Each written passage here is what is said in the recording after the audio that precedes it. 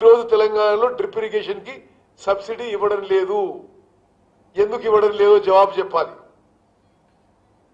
అదేవిధంగా రైతు బంధు పథకం సుమారు 30-40% రైతులకి చేరడం లేదు. ఎందుకు చేరలేదో ఇప్పుడు అయిపోయిన రబీ పంటకు కూడా 30-40% రైతులకి చేరలేదు. ఎందుకు ఇవ్వలేదో ముఖ్యమంత్రి గారు సంజాయిషి ఇవ్వాలని చెప్పి కాంగ్రెస్ పార్టీ డిమాండ్ చేస్తున్నాం. మరి ఇన్ని వైఫల్యాలు పెట్టుకొని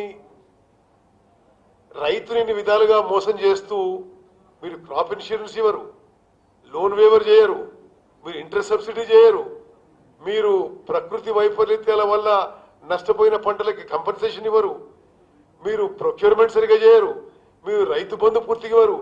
మళ్ళా మీరు ఏదో కొత్త వ్యవసాయ విధానం అని రైతులు ఇబ్బంది పెట్టే పరిస్థితి తీసుకురావద్దని చెప్పి నేను విజ్ఞప్తి చెప్తున్నా. ప్రొక్యూర్మెంట్ విషయం మిత్రులారా మీరు చాలా జాగ్రత్తగా ఉండాలి. విషయం దీని మీద తప్పనిసరిగా తెలంగాణ రైతాంగానికి కేసీఆర్ క్షమాపణ చెప్పాలి. 50 రోజుల క్రితం 1,04,00,000 ధాన్యం మార్కెట్లోకి వస్తుంది.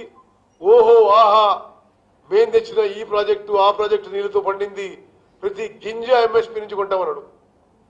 దయచేసి మీ అందరికి కూడా గుర్తు చేస్తున్నా, 50 రోజులు దాటినా 50% కూడా ఇంకా కొనలేదు. దయచేసి గుర్తుపెట్టుకోండి, ప్రొక్యూర్మెంట్ విషయంలో 50 రోజులు ముఖ్యమంత్రి ప్రకటన చేసిన తర్వాత ఇంకా 50% కూడా కొనలేదు. నిన్ననో మొన్ననో ఈ civil supplies corporation chairman statement ఇస్తాడు, 47 లక్షల టన్నులు కొనమని. మిత్రమా, మేము అడిగేది మీ ముఖ్యమంత్రి చెప్పిన 1,04,00,000 మెట్రిక్ టన్నులు ప్రతి గింజ మీరు ఎప్పటి వరకు పూర్తి చేస్తారని కేసీఆర్ గారు మీరే సమాధానం చెప్పాలి. మేము ఇచ్చిన మీరు అన్ని మాటల్లో మోసం చేస్తున్నారు. మరి మీరు చాలా గొప్పగా చెప్పిన మరి 1,04,00,000 టన్నుల ధాన్యాన్ని సేకరణ ఎప్పుడు పూర్తి చేస్తారు, స్పష్టమైన సమాధానం చెప్పాలని చెప్పి ముఖ్యమంత్రిని డిమాండ్ చేస్తున్నాం. అదేవిధంగా మరి మొహమ్మద్ బిన్ తుగ్లక్ కూడా పైనుంచి కేసీఆర్ ప్రభుత్వం చూసుకుని ఈయనెవరో నన్ను మించిపోయాడు అనుకుంటారు. వారానికి 180 డిగ్రీస్ టర్న్స్, అప్పుడప్పుడు 360 డిగ్రీస్ టర్న్స్ కూడా ఒక మాట చెప్పి దానికి పూర్తిగా విరుద్ధం, మళ్ళా దానికి పూర్తిగా విరుద్ధం.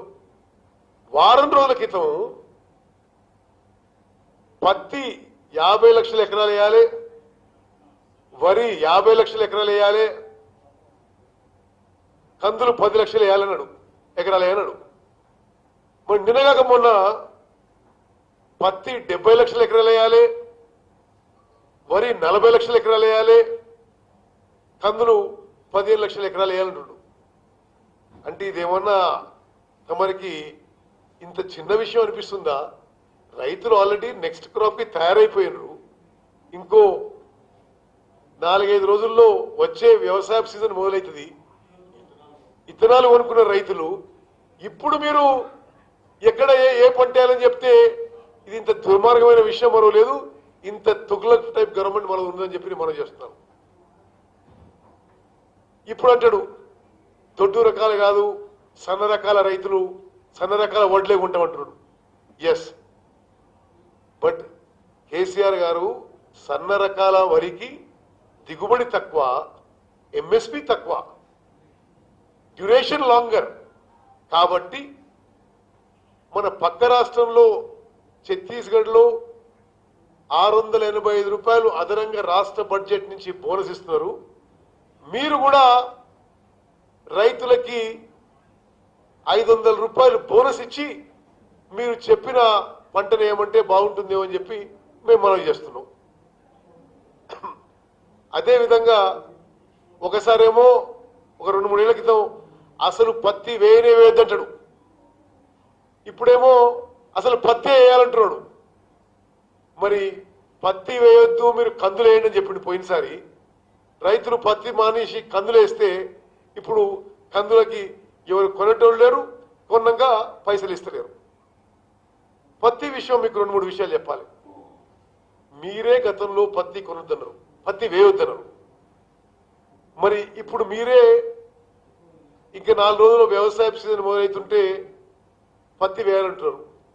పత్తి విషయంలో దయచేసి మీరు ఇంత లేట్గా మీరు చెప్పడం, అసలు రైతులు అయోమయ పరిస్థితి చేయడం. మరి ఇప్పుడు రైతులందరూ 70 లక్షల ఎకరాలకి పత్తి వేయాలంటే, అందరూ ఆ విత్తనం కొనాలంటే ఆ విత్తనం కాస్ట్ ఏ స్థాయికి పోతుందో ఆలోచన చేయండి. అదేవిధంగా పత్తి పంటలో అసలు మీ చేతిలో ఏముంది? విత్తనం మీ చేతిలో లేదు, ప్రొక్యూర్మెంట్ మీ చేతిలో లేదు, ధర మీ చేతుల్లో లేదు. మరి ఏ బాధ్యతతో మీరు 2 ఏళ్ల క్రితం చెప్పిన మాటకి ఇప్పుడు మాటకి 180 డిగ్రీస్ టర్న్ చేస్తున్నారు? ప్రపంచ స్థాయిలో కోవిడ్-19 వల్ల ఇతర విషయాల వల్ల గ్లోబల్ సప్లై చైన్స్ పూర్తిగా కొలాప్స్ అయి ఉన్నాయి. టెక్స్టైల్ ఇండస్ట్రీ కొలాప్స్ అయి ఉంది. మీరు ఈ స్టేజ్లో పత్తిని 70 లక్షల ఎకరాలకి రైతులు ఏమని చెప్పడం, దీంట్లో ఏమాత్రం రైతులకి మేలు జరగదని చెప్పి మనం చేస్తారు.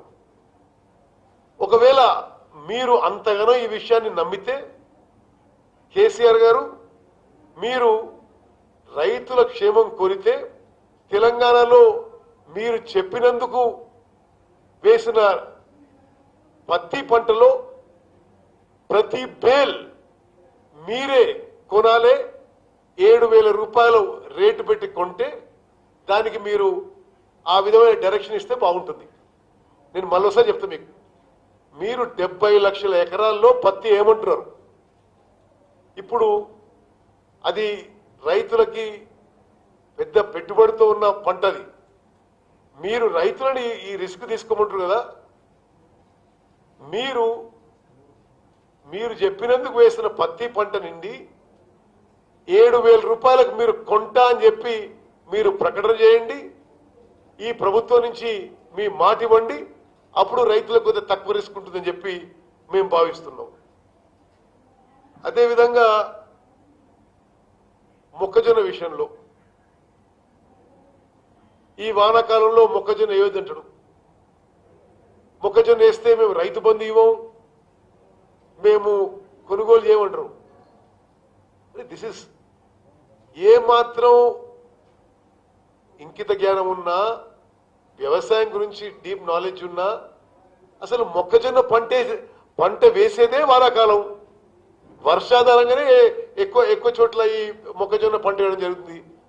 అదేవిధంగా కేంద్రం ప్రకటించిన ప్రొక్యూర్మెంటు ఎంఎస్పి విషయంలో మరి మీ చాతగానితనమా, మీ అసమర్థతనా, లేకపోతే రైతాంగం అంటే మీ నిర్లక్ష్యమా? ఉదాహరణకి వరి విషయం ఉంది. దయచేసి మీరు చాలా జాగ్రత్తగా అర్థం చేసుకోవాలి. మీ అందరూ వరి విషయంలో ఎంత నిర్లక్ష్యం అంటే 100% కేంద్ర ప్రభుత్వం వీళ్ళు ప్రొక్యూర్మెంట్ చేసిన దానికి వాళ్ళు పైసలు ఇస్తారు. కేవలం ఇది మధ్యవర్తిత్వం, అది కూడా చేతగాంతనం.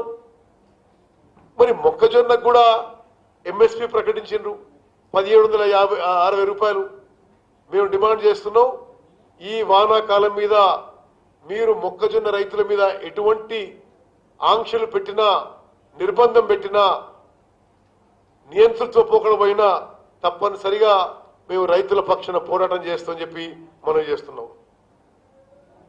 అదేవిధంగా మరి ఈ ప్రభుత్వం రైస్ మిల్లర్ల కోసం పనిచేస్తుందా, రైతుల కోసం పనిచేస్తుందా అర్థం కాదు మాకు. మీరు రైస్ మిల్లర్లతో సంప్రదింపులు చేస్తారు, ఏ పంట వేయాలి, వరి ఏ పంట వేయాలని. కానీ మీరు వరి రైతులతో సంప్రదింపు చేసేంత మీకు ఓపిక లేదు, సహనం లేదు. మాట్లాడితే అన్నిటి విషయంలో అసహనం, అహంకారం.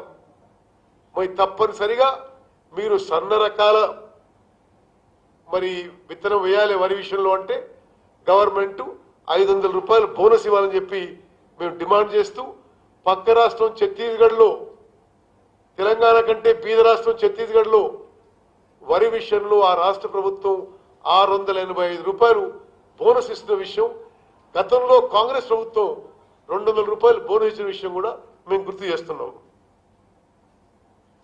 మీరు చెప్పి మోసం చేసిన అనేక రైతుల్లో చక్కెర రైతులు, మీరు అధికారంలో వచ్చినాడు, ఆ ఎలక్షన్ల ముందు, ఆ ఎలక్షన్ అయిన వెను వెంటనే చక్కెర రైతులను ఆదుకుంటాం, నిజాం షుగర్ ఫ్యాక్టరీని తెరుస్తాం అన్నారు. ఇప్పటి వరకు దానికి దిక్కు దివాలేదు. అదేవిధంగా రాష్ట్రంలో పప్పు ధాన్యాలు, ఆయిల్ సీడ్స్ పెంచే మార్గాలు చూడండి. పెంచడానికి ఇప్పుడు తెలంగాణ రాష్ట్రం పల్సెస్ అండ్ ఆయిల్ సీడ్స్ విషయంలో షార్టేజ్ ఉంది. అవి ప్రోత్సహించండి, దానికి ఇన్సెంటివ్స్ ఇవ్వండి.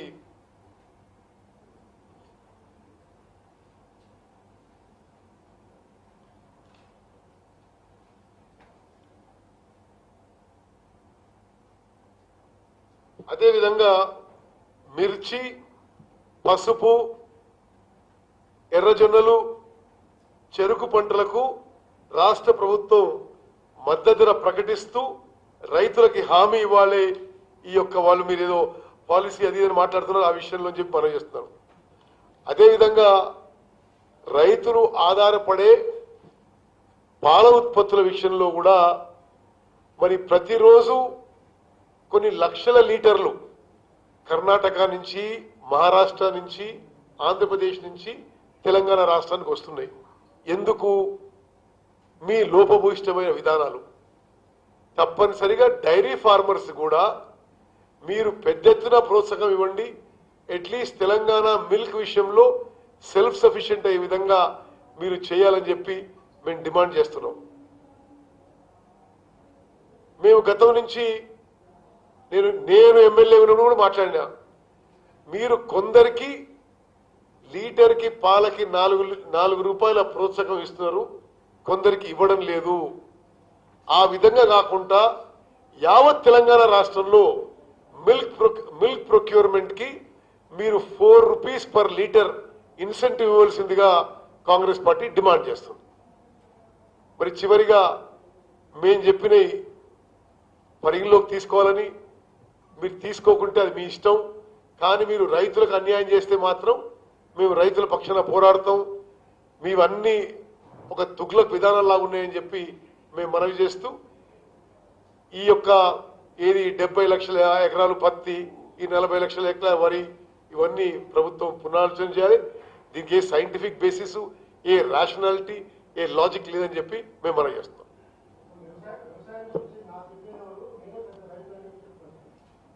మరి ఒకనాడు ఆయన ఏమంటే, నేను నా ఫార్మ్ హౌస్ లో ఎకరానికి ₹1 కోటి పంట పండిస్తున్నాను చెప్పాడు. ఆ రహస్యం ఏందో అంత తెలంగాణ రైతులు అందరితో పంచుకుంటే బాగుండేది కదా. అది ఇప్పటివరకు పంచుకోలే, వారు చెప్పిన పంచుకోలే. అది కాళేశ్వరం రాకముంది. ఇంకోటి సరే, అది కొద్దిగా స్లైట్లీ వేరే చూడైనా, నీళ్లు ఎక్కడి నుంచి వచ్చినా, ఎస్ఆర్ఎస్పి నుంచి వచ్చినా, ఇదివరకున్న ప్రాజెక్ట్స్ వచ్చినా, ఈ రాష్ట్ర ప్రభుత్వం అన్ని కూడా కాళేశ్వరం లెక్కలే వేస్తున్నారు. సరే సపరేట్గా మాట్లాడదాం, అది రేపు ఎవరో ఒక నిపుణులు మాట్లాడతారు.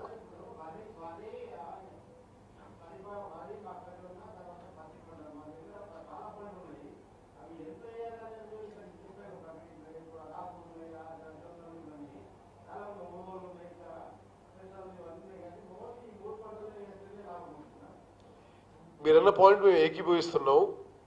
కాంగ్రెస్ పార్టీ ఆలోచన ఏంటంటే వైవిధ్యమైన పంటలు వేయాల్సిన అవసరం ఉంది. ఇంటర్ క్రాపింగ్ కూడా అయ్యే విధానం కూడా చూడాలి.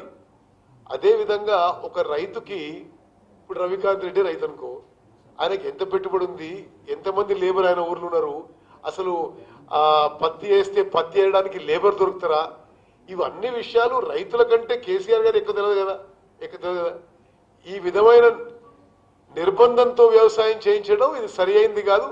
అయినా సరే మీరు మరింత సమగ్ర ఆలోచన చేసి పాలసీతో రావాలని చెప్పి కాంగ్రెస్ పార్టీ డిమాండ్ చేస్తుంది.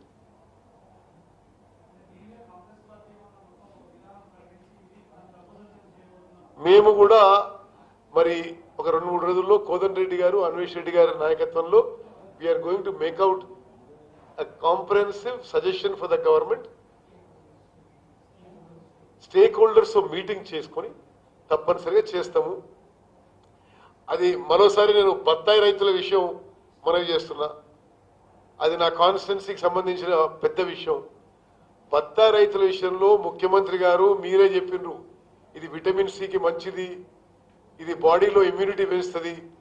ఇప్పుడు మీరు అందరూ మొత్తం తెలంగాణ బయటికి పోవద్దు, తెలంగాణ తినాలన్నారు. మీరు తెలంగాణ బయటికి పోనీయలేదు. ఆ బత్తాయి రైతులు డిస్ట్రెస్ లో ఉన్నారు.